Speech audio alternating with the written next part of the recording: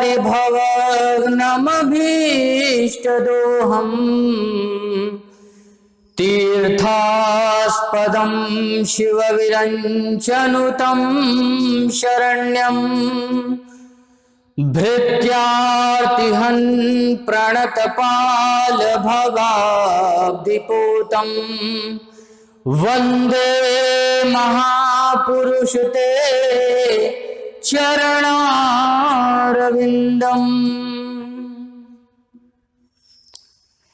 हिंदी की इस कक्षा में आप सभी का एक बार फिर से स्वागत है।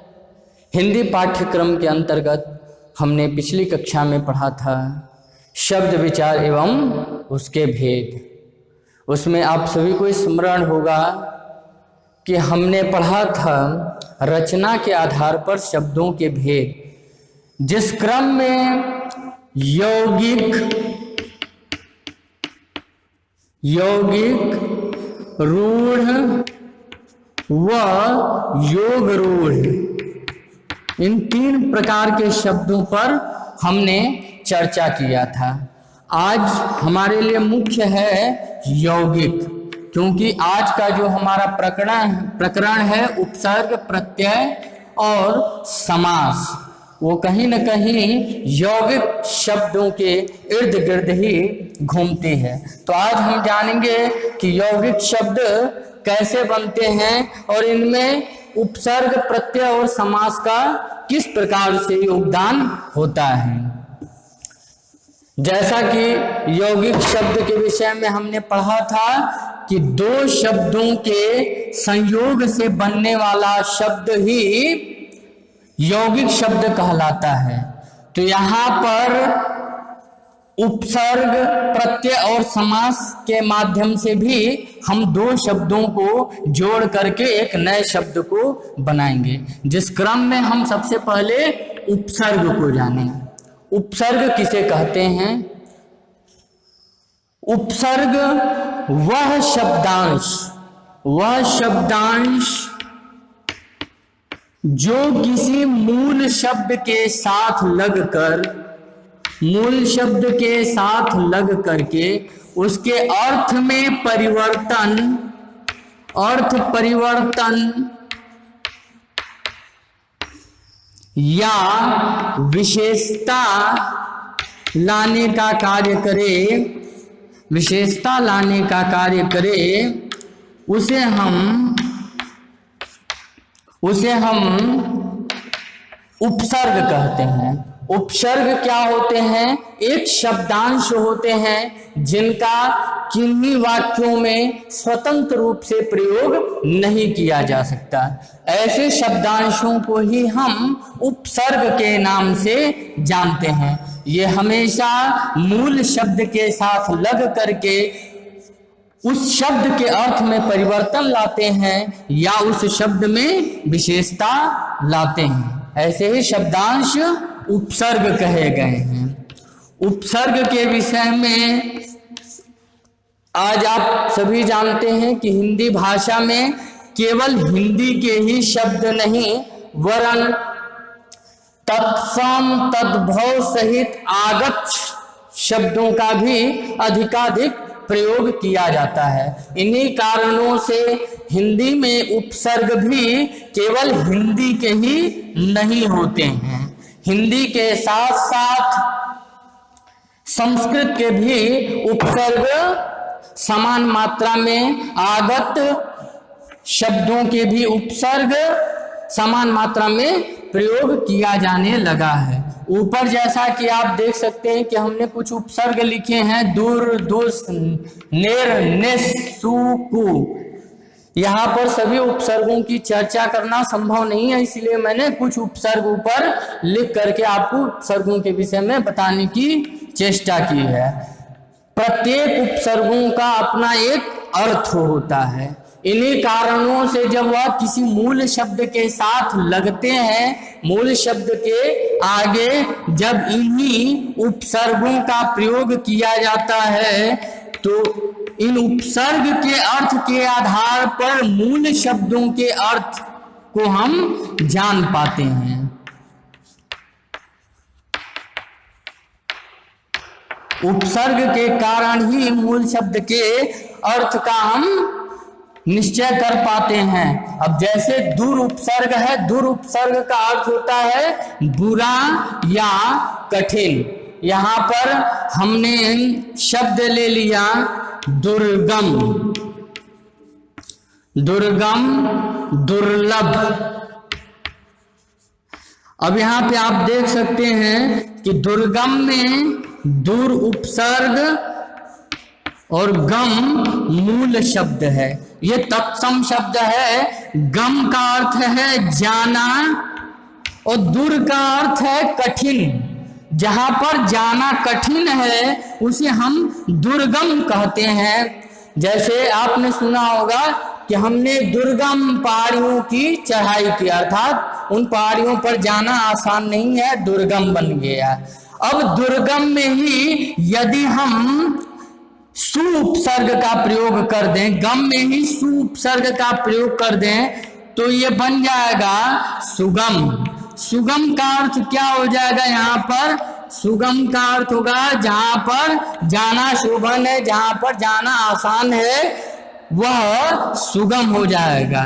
दुर्गम और सुगम, इस प्रकार से हम विपरीतार्थक शब्द भी बनाते समय उपसर्गों का प्रयोग करते हैं। दूसरा उदाहरण ले लिया हमने दुष।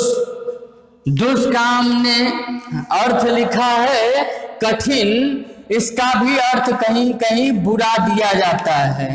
जैसे लिख लिया हमने दुष्कर्म।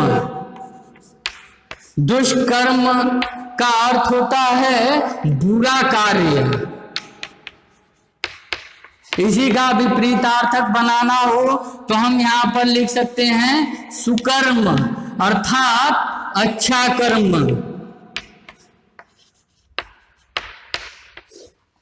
दुष्कर्म बुरा कार्य, सुकर्म अच्छा कर्म या अच्छा कार्य। इस प्रकार से दुष और सु उपसर्ग का हमने प्रयोग किया। तो प्रत्येक उपसर्गों के अपने एक अर्थ होते हैं।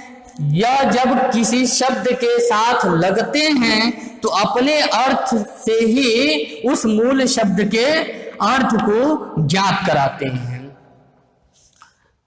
अब इसी प्रकार से तत्सम, तद्भव और विदेशी, विदेशी में अंग्रेजी, उर्दू, फारसी आदि शब्दों का भी हम प्रयोग करते हैं। इसलिए इनमें इन दोनों के भी कुछ उपसर्ग बताए गए हैं। जैसे अन, प्रति, परि, इस प्रकार से तद्भव के कुछ उपसर्ग हैं।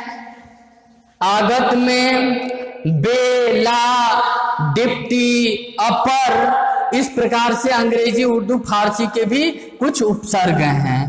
प्रत्येक उपसर्गों पर बात नहीं की जा सकती है, इसलिए आपको एक PDF फाइल भेजी जाएगी जिसमें आप प्रत्येक उपसर्गों के अर्थ देख सकते हैं और उनसे बने कुछ शब्द को देख सकते हैं। इस प्रकार से ये उपसर्ग होते हैं। उपसर्गों का प्यारे बच्चों हमारी भाषा में मुख्य स्थान है। यदि हम उपसर्ग जान जाते हैं तो उपसर्गों से ही हमारे पास शब्दकोश में वृद्धि होनी शुरू हो जाती है। एक उपसर्ग पर अनेक शब्द बनाए जाते हैं, अनेक शब्दकोश, अनेक शब्द हमारे पास एकत्रित होते हैं। इस दृष्टि से उपसर्ग हमारे लिए एक महत्वपूर्ण विषय है। चलिए आइए अब बात करते हैं हम प्रत्यय की। प्रत्यय क्या है? यह भी उपसर्ग के ही समान है, परंतु उपसर्ग को हमने मूल शब्द के आगे लगाया। मूल शब्द के आगे उपसर्ग लगता है, जबकि प्रत्यय हमेशा मूल शब्द के बाद में आता है। तो प्रत्यय को हम कह सकते हैं कि मूल शब्द के अंत में लग करके नए शब्द का निर्माण करने वाले शब्दांश को ही हम प्रत्यय कहते हैं। यह शब्दांश हमेशा मूल शब्द के अंत में ही लगाया जाएगा। अब प्रत्यय के जो है दो भेद बताए गए हैं। सबसे पहला होता है कृत प्रत्यय और दूसरा है तद्धित प्रत्यय।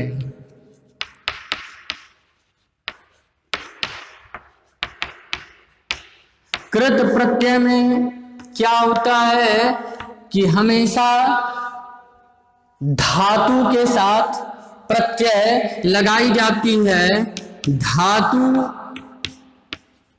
के साथ प्रत्यय लगाई जाती है और ये प्रत्यय लगने के बाद जो शब्द बने गए वह संज्ञा अथवा विशेषण शब्द बनते हैं। तो इस कृत प्रत्यय की परिभाषा के अंतर्गत हम कह सकते हैं कि वह प्रत्यय जो धातु के अंत में लगकर संज्ञा विशेषण आदि शब्दों की रचना करते हैं, ऐसे प्रत्यय को कृत प्रत्यय कहते हैं। अब यहां पर हम लिख सकते हैं आन प्रत्यय लगा दिया मैंने, लग धातु है आन प्रत्यय, यहां पर बन गया लगान। थक थक धातु है आन प्रत्यय लगा दिया हमने, बन गया थकान।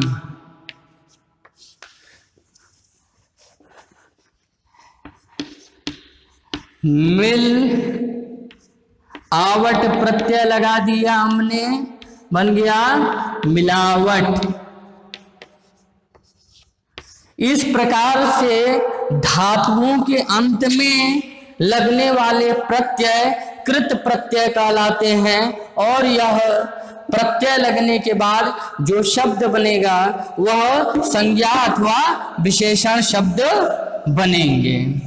तद्धित प्रत्यय में क्या होता है? तद्धित प्रत्यय वह प्रत्यय जो संज्ञा सर्वनाम विशेषण आदि शब्दों में लग करके नए शब्द का निर्माण करे, ऐसे प्रत्यय को हम तद्धित प्रत्यय कहते हैं।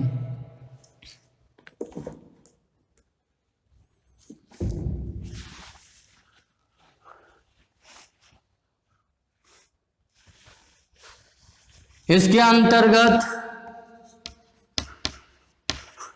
आई, आलू, इससे भी संज्ञा विशेषण आदि शब्द बनेंगे।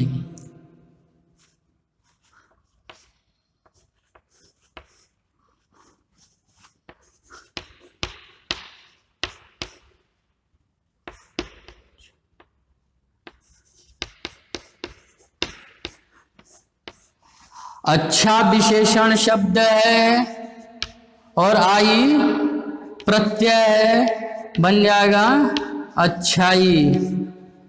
दया, इसमें आलू प्रत्यय जोड़ देंगे, बनेगा दयालु। इस प्रकार के कुछ शब्द होते हैं जो कि संज्ञा, ऐसे कुछ प्रत्यय होते हैं जो कि संज्ञा अथवा सर्वनाम विशेषण में प्रयुक्त होते हैं और वह एक नए शब्द का निर्माण करते हैं।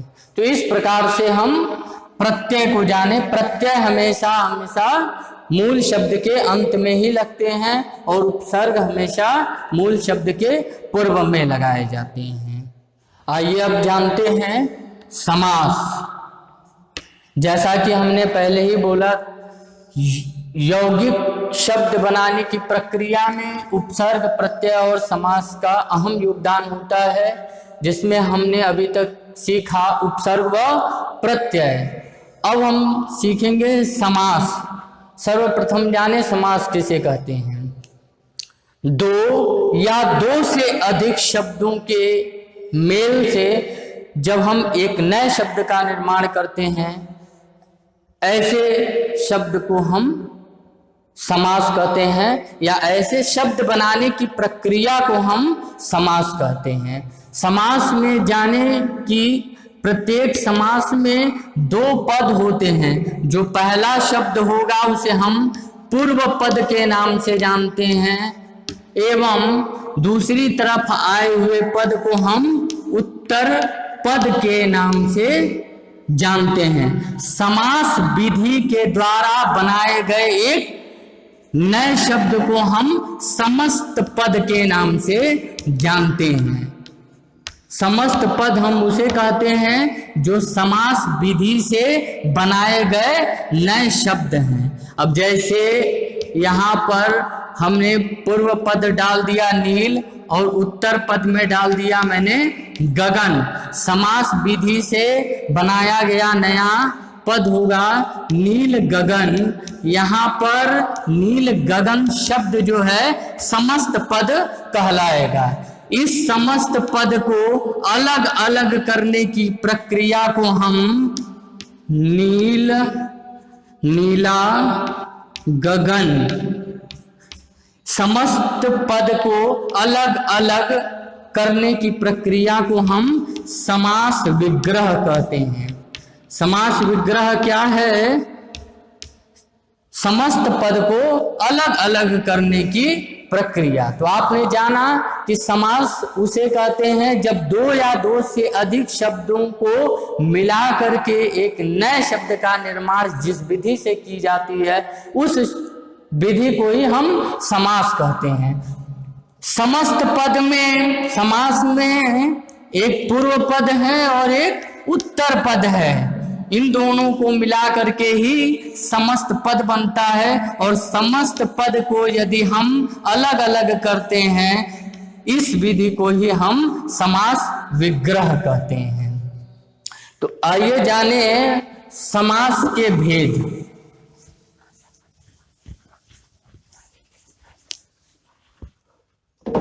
समास के 6 भेद बताए गए हैं, जिसके अंतर्गत सबसे पहला अव्ययी भाव समास,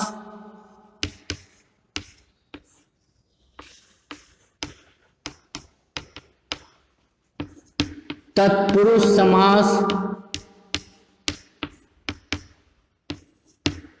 द्वंद्व समास, द्विगु समास, कर्मधारय समास और आखिरी में आता है बहुव्रीहि समास।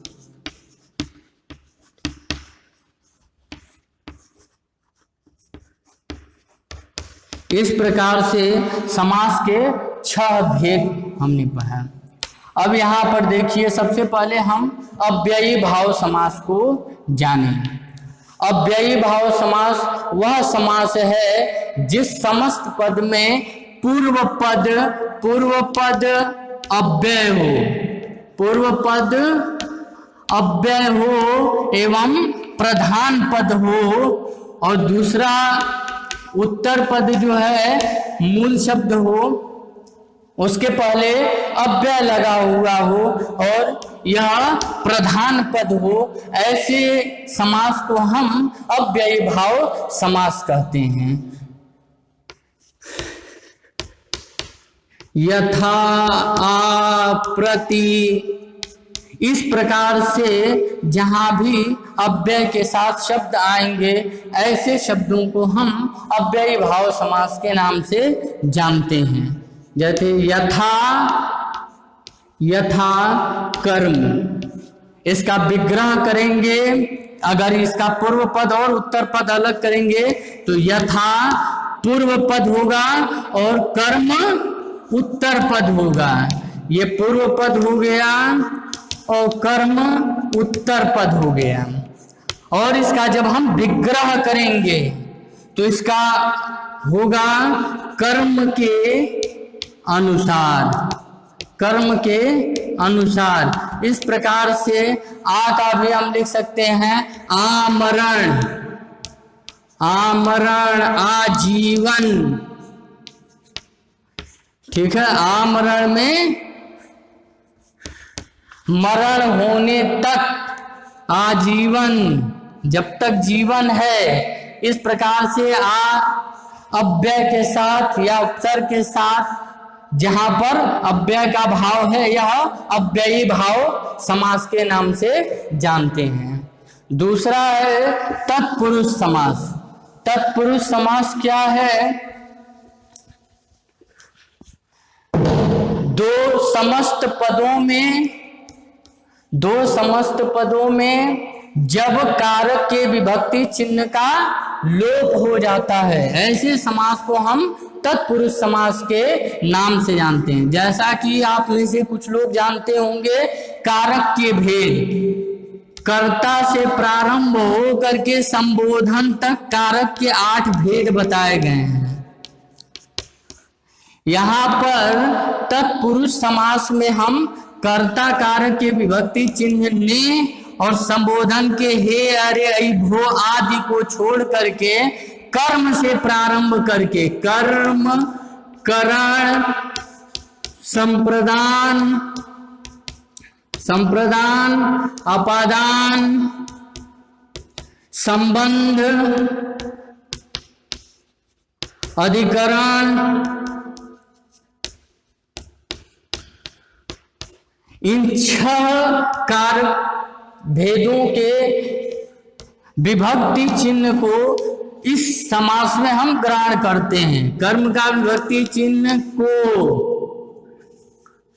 करण का से, संप्रदान का को या के लिए, अपादान का से, यहाँ पर का, के, की, अधिकरण का में, पर, इस प्रकार के विभक्ति चिन्हों का तत्पुरुष समास में लोप हो जाता है। इसे हम तत्पुरुष समास कहते हैं। कहीं कहीं पर आपको प्रत्येक कारक के साथ तत्पुरुष के नाम मिलेंगे। कर्म तत्पुरुष समास, करण तत्पुरुष समास, संप्रदान तत्पुरुष समास, अपादान तत्पुरुष समास, संबंध तत्पुरुष समास, अधिकरण तत्पुरुष समास। ठीक है।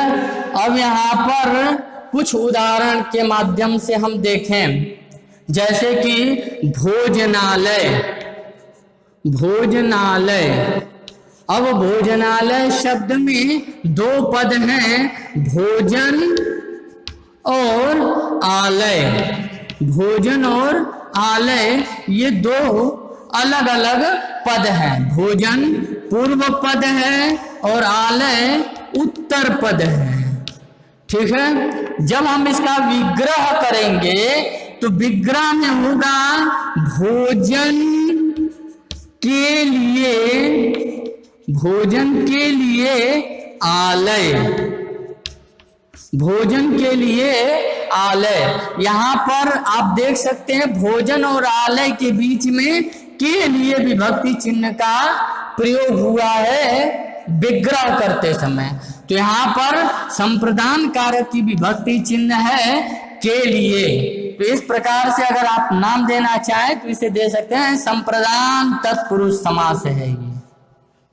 इसी प्रकार से सभी समस्त पदों का शब्दों में लोप कर देते हैं, ऐसे समास को हम तत्पुरुष समास के नाम से जानते हैं।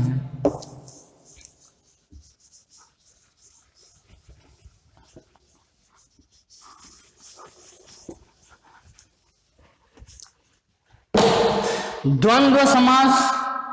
द्वंद्व समास में क्या होता है? जिस समास में दोनों पद अर्थात पूर्व पद व उत्तर पद ये दोनों ही पद प्रधान होते हैं, ऐसे समास को हम द्वंद्व समास कहते हैं।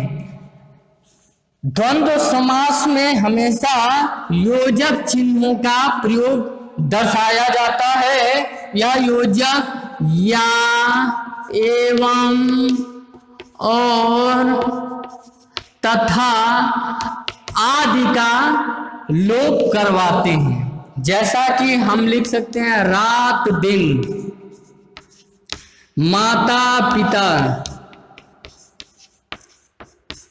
सुबह शाम।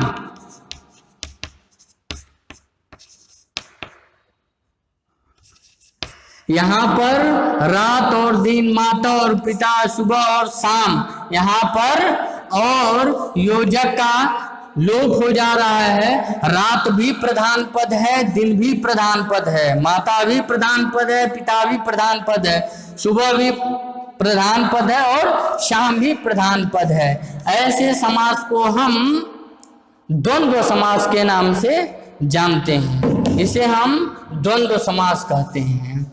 अब इसके बाद है हमारा द्विगु समास। द्विगु समास में क्या होता है, जब पूर्व पद संख्यावाची हो, पूर्व पद संख्यावाची हो, वह उत्तर पद के संख्या का बोध करा रहा हो। जैसा कि हम लिख सकते हैं नवग्रह, नव पूर्व पद है, ग्रह उत्तर पद है। नव संख्यावाची शब्द है जो कि ग्रहों के समूह का बोध कराता है। नव ग्रहों का समूह। आप त्रिवेणी संगम पर स्नान करने गए होंगे, प्रयागराज के प्रयागराज को त्रिवेणी के नाम से भी जाना जाता है। त्रिवेणी, त्रि शब्द संस्कृत शब्द है, त्रि का अर्थ होता है तीन और वेणी का अर्थ होता है नदी। तीन नदियों का समाहार, तीन नदियों का समाहार, इसे हम कहते हैं त्रिवेणी, त्रिनेत्र। इस प्रकार से जब भी किसी शब्द में पूर्व पद संख्यावाची शब्द हो, वह उत्तर पद के संख्या का बोध करा रहा हो, तो वहां पर द्विगु समास होता है। द्विगु समास हमेशा संख्यावाची होता है। अब यहाँ पर अगला है कर्मधारय समास। कर्मधारय समास क्या होता है? कर्मधारय समास में पूर्व पद व उत्तर पद में विशेषण विशेष उपमान उपमेय का संबंध होता है। अर्थात पूर्व पद जो होगा वह हमेशा विशेषण होगा जो अपने उत्तर पद के विशेषता बताने के तौर पर प्रयुक्त हुआ होगा। जैसा कि हम लिख सकते हैं रक्तांबर। रक्तांबर शब्द में रक्त पूर्व शब्द है, अंबर उत्तर पद है। रक्त पूर्व पद है, अंबर उत्तर पद है। रक्त का अर्थ होता है लाल, अंबर का अर्थ हो गया वस्त्र। यहां पर लाल क्या है? विशेषण है, जहां पर वस्त्र के रंग का बोध करा रहा है। तो ये रक्तांबर शब्द में जो है कर्मधारय समास होगा। चंद्रमुखी, चंद्रमुखी, इस शब्द में चंद्र और मुख, यहां उपमान उपमेय का संबंध होगा, जहां पर मुख की तुलना चंद्रमा से की जा रही है। तो चंद्रमा यहाँ पर पूर्व पद है, मुखी जो है उत्तर पद है। इसका विग्रह करेंगे तो लिखेंगे चंद्रमा के समान मुख वाली। ये हो गया चंद्रमुखी। इस प्रकार से कर्मधारय समास में हमेशा पूर्व पद विशेषण उपमान उपमेय का संबंध होता है। इसे हम कर्मधारय समास कहते हैं।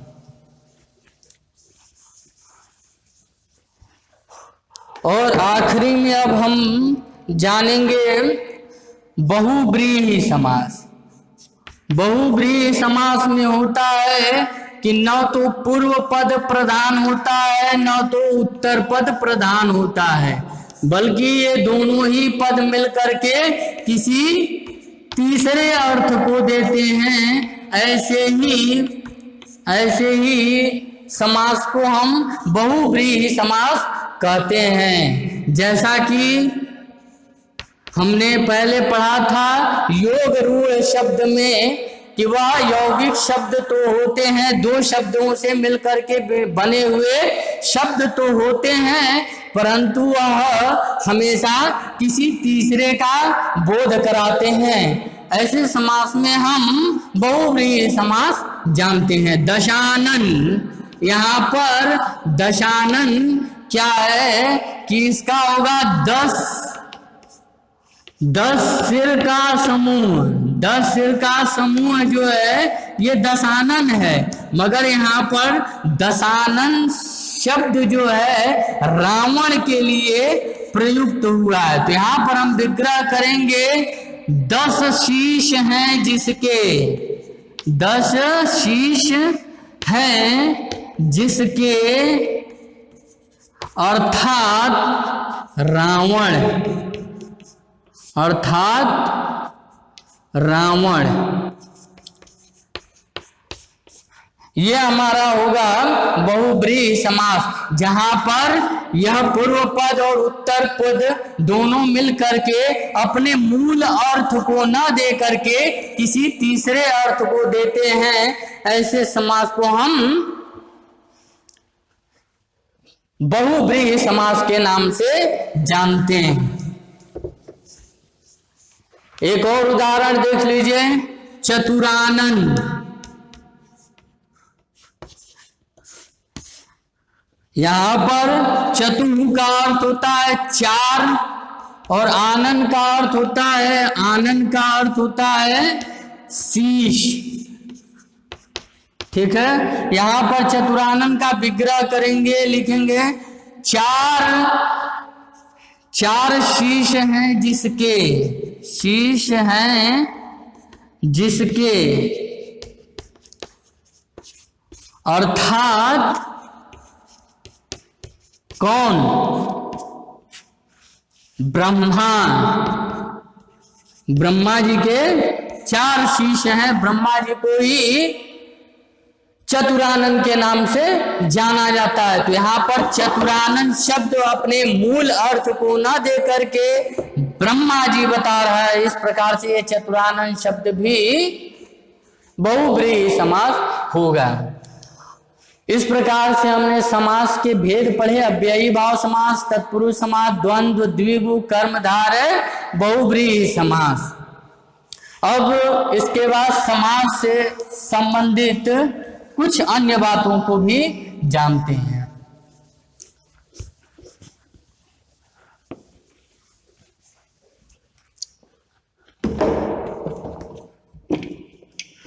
जैसा कि बच्चों आप जानते हैं कि समास में भी 2 या 2 से अधिक पदों के मेल से नए शब्द बनाने की क्रिया की जाती है, इसे हम समास कहते हैं। अब कहीं कहीं पर संधि व समास में भेद पूछे जाते हैं कि संधि व समास में क्या अंतर है। तो समास आपने पूर्व में पढ़ा, तो वहां पर हमने पढ़ा था कि संधि जो होती है वह वर्णों की होती है, शब्दों की नहीं होती है।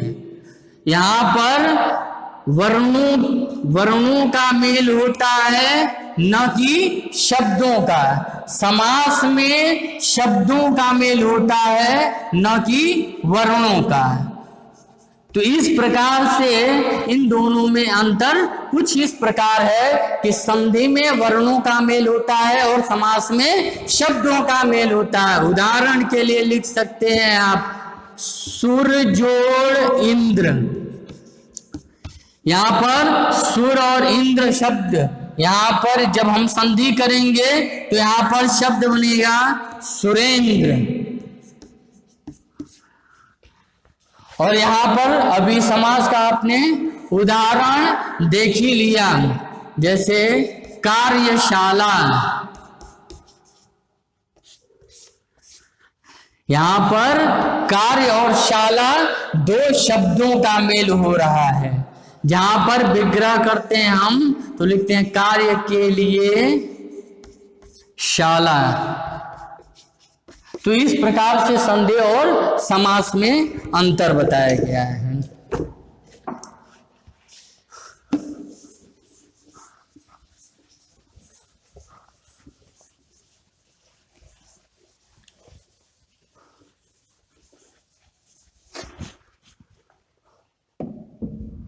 तो आज हम सभी ने जाना उपसर्ग, प्रत्यय व समास। अब इससे संबंधित कुछ पाठ्य वस्तु, कुछ अभ्यास कार्य आपको दिए जाएंगे। आप उन्हें यथाशीघ्र करके बार बार अभ्यास करने की कोशिश करें, क्योंकि अभ्यास यदि हम उचित मात्रा में न करें तो हमें कोई भी विषय याद नहीं रहता है। तो मैं आशा करता हूं कि इस पाठ से आप सभी लाभान्वित होंगे। अब अगली कक्षा में हम मिलते हैं नए प्रकरण के साथ। धन्यवाद।